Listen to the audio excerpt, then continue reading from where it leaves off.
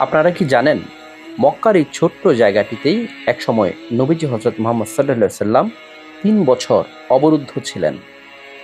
মক্কার এই পাহাড়ের সাথে জড়িয়ে আছে ইসলামের সবচেয়ে কষ্টের ইতিহাসগুলোর একটি।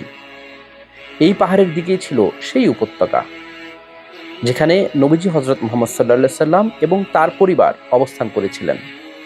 এই পাহাড়ি উপত্যকার নাম শিয়াবে আবু তালিব।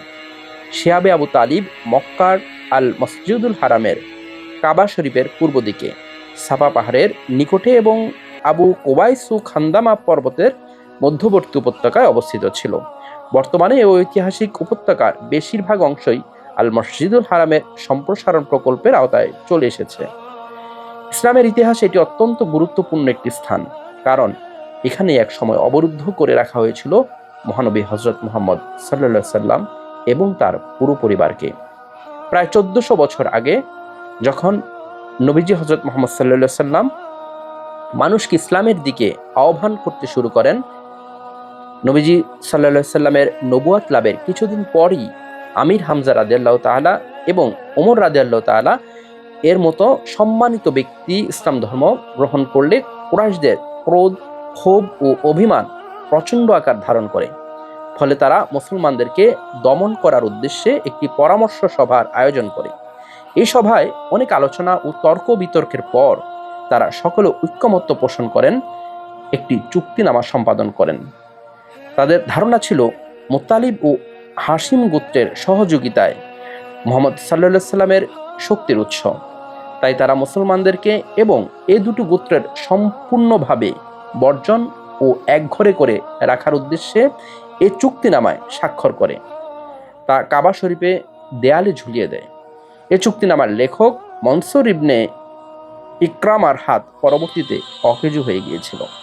মুহাম্মদ সাল্লাল্লাহু সাল্লামকে হত্যা করার জন্য স্বেচ্ছায় কুরাইশদের কাছে সমর্পণ না করা পর্যন্ত এই চুক্তি জারি থাকবে বলে সিদ্ধান্ত গ্রহণ করা হলেও এতে হাশিম ও মুত্তালিব গোত্রের লোকেরা বিন্দুমাত্র বিচলিত হননি। তখন মক্কার কুরাইশ নেতারা খুবই ক্ষুব্ধ হয়ে ওঠে। সেই চুক্তি অনুযায়ী তারা সিদ্ধান্ত নেয়, বানু হাশিম গোত্রের সাথে কেউ বিয়ে করবে না, কেউ ব্যবসা করবে না, কেউ তাদের সাথে কথা বলবে না। তারপর নবীজি হজরত মুহাম্মদ সাল্লাল্লাহু সাল্লাম এবং তার পরিবারকে বাধ্য করা হয় এই পাহাড়ি উপত্যকায় এসে থাকতে। প্রায় 3 বছর তারা এখানে কঠিন কষ্টের মধ্যে জীবন কাটান।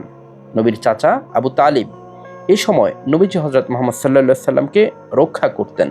এই উপত্যকায় খাবার প্রায় পাওয়া যেত না। অনেক সময় শিশুদের কান্নার শব্দ পাহাড়ের বাইরে পর্যন্ত শোনা যেত। কখনো কখনো গাছের পাতা খেয়ে দিন কাটাতে হতো। ভাবতে পারেন, এই কঠিন সময়গুলোর মধ্যেও নবীজি হজরত মুহাম্মদ সাল্লাল্লাহু সাল্লাম মানুষের জন্য দোয়া করতেন। অবরোধের শেষ 3 বছর পরে মক্কার কয়েকজনের ন্যায়পরায়ণ ব্যক্তি এই অবরোধের বিরুদ্ধে দাঁড়ান।